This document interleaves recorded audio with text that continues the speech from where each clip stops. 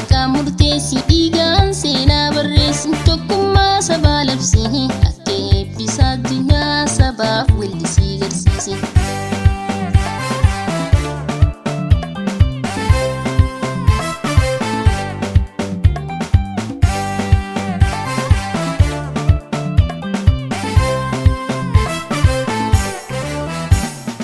Afaan keenyaa fi aadaa seenaa keenyaa fi gadaa dachee teenyaa yoo dhiyaatoo yaa abbiyoo Oromummaa yaa tokkummaa Oromummaa yaa tokkummaa gaaddisni keenya namummaa. Afaan keenyaa fi aadaa seenaa keenyaa fi gadaa dachee teenyaa yoo dhiyaatoo yaa abbiyoo Oromummaa yaa tokkummaa Oromummaa yaa tokkummaa gaaddisni keenya namummaa.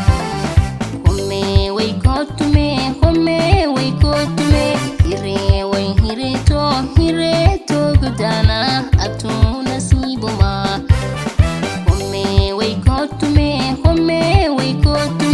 hiree way hireetoo godaanaa attuu nasiibumaa.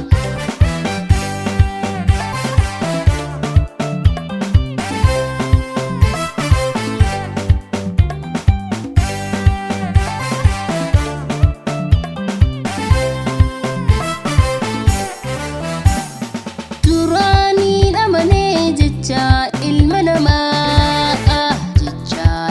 namaa akka baangoo dureessi baabirrii anaaf sooressi hoo nama sammuun sirrii anaaf sooressi hoo nama sammuun sirrii. Haqaa faqaa murteessi dhiigaan seenaa barreessi tokkummaa sabaa labsi akka eebbisa addunyaa sabaaf weellisii garsiisi.